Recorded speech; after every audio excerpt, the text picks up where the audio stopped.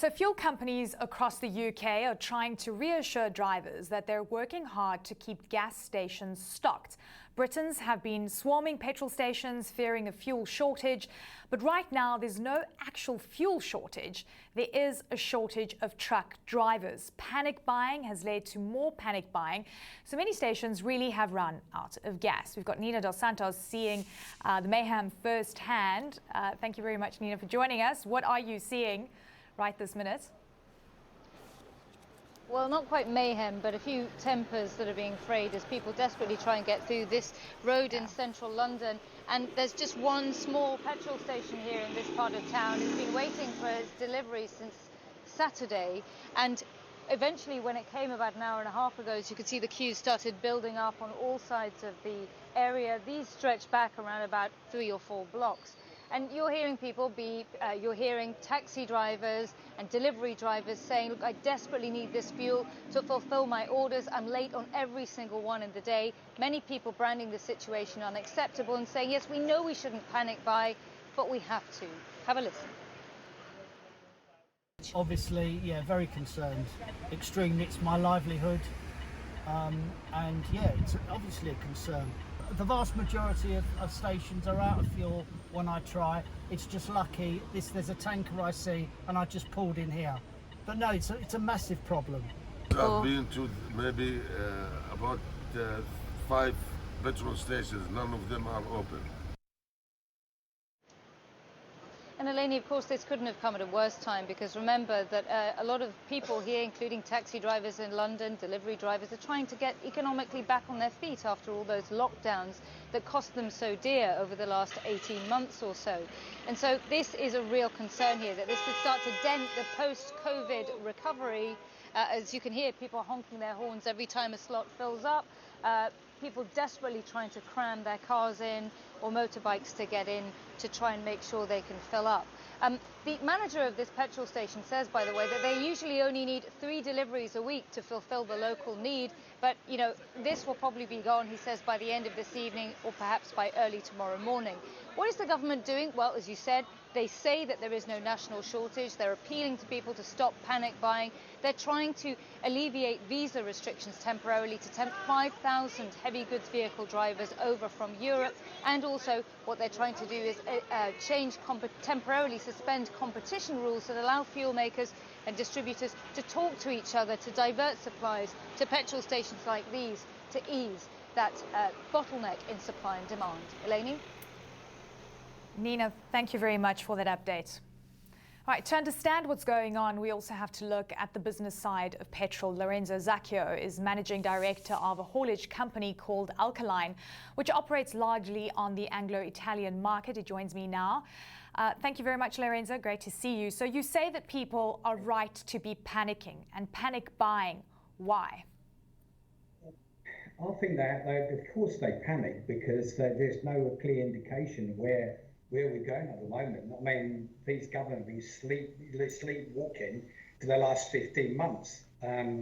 Everybody knew the Eastern Europeans or the Europeans were going to go back home, and there was no provision for that. So basically now they're announcing something that almost sounds a little suicidal, really, because we are talking about getting lorry drivers, the lastminute.com, just going through the license, skip out the normal procedure, go straight to an Arctic, and away you go, without considering they have to consult insurance companies, because if I was to get someone with very little experience, most probably wouldn't be insured, and if it was to be insured, it would be an astronomical amount of money, because insurance companies, obviously, that's what they do for a living. They're risks.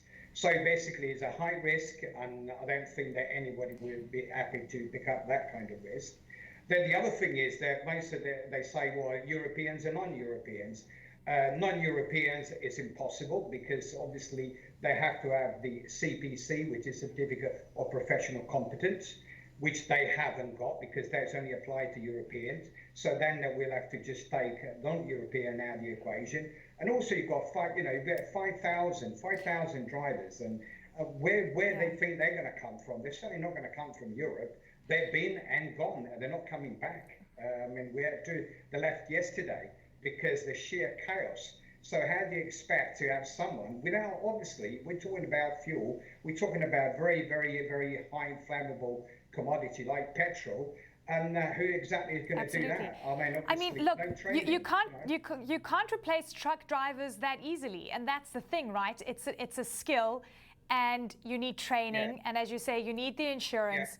And now they're trying to lure people back in to get to come in and work.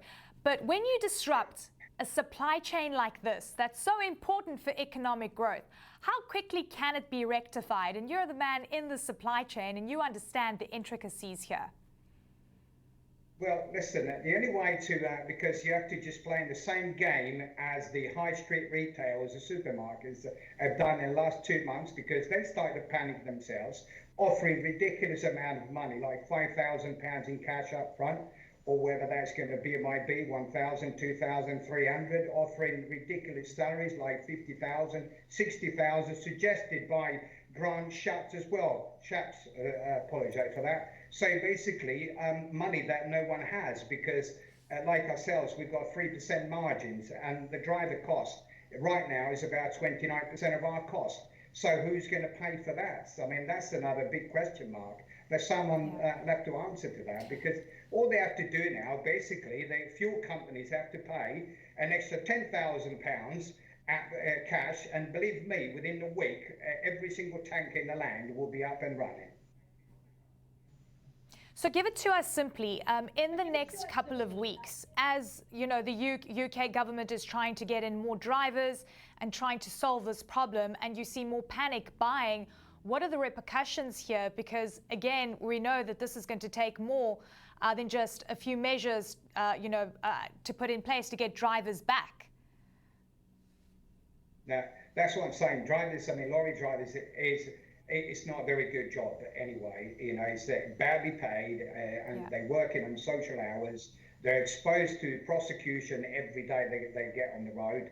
They've got an issue with immigration coming into UK. They're treated like scum.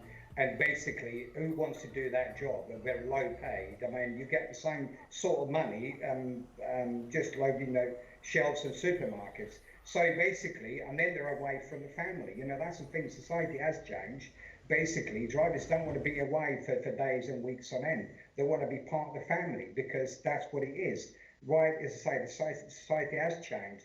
So basically, nobody's prepared to do that unless you're going to pay a ridiculous amount of money, really, really good money. And at that point, you will find people that want to do it. But at the moment, I mean, we've got inland revenue in UK that basically the pay will recognise about £5 in meal allowances, and that's the whole day. I mean, tax free. I mean, £5, you're not going to get far these days. You're lucky if you get a cheeseburger, and we're going to be starving for the rest of the day. But then going back to the other drivers, you're basically going to have drivers from Europe.